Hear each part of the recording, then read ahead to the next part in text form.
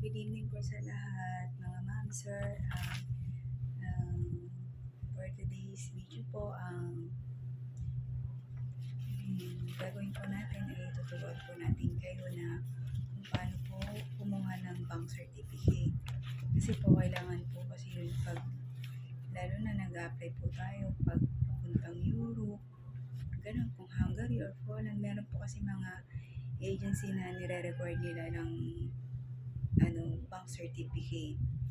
Kaya yun po, sa pagkuha naman po ng bank certificate, kailangan po kung saan po kayo nag-apply or nag-open account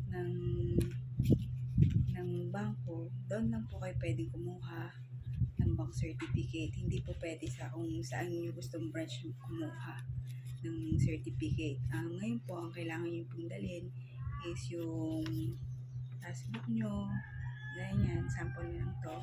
Tapos po, kailangan rin po ng passport or any government ID po. Tapos po, ang bayad po naman doon is 100 pesos po. Tapos ngayon po, pagpunta nyo po doon sa bangko, kung saan po kayo ng open account,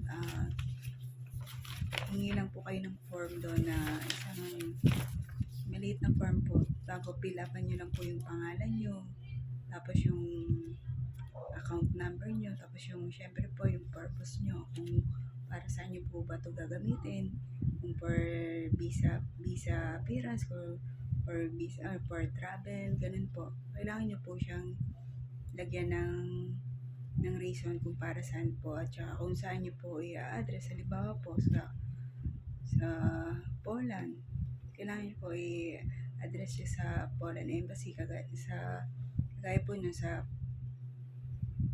dito po yung embassy dito sa Pilipinas, doon nyo po siya i-address. Tapos po, sa pagkuha naman po nun is mabilis lang po. Depende din po kung sa bangko na in-applyan nyo. Kasi sa akin po, umabot ng 2 hours kasi po ang dami pong commercial eh.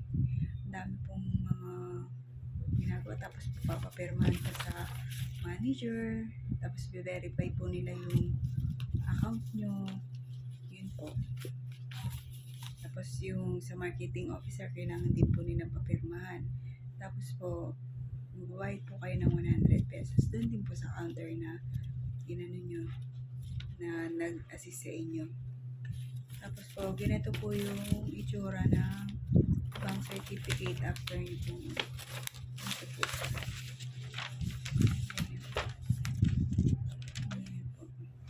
Tapos inattach ko lang po yung resibo para po in case po hanapin or para po katibayan na legit po yung bank certificate ko or hindi po siya yung pinagawa lang kung saan. Yun lang po. Sana po makatulong. Thank you po.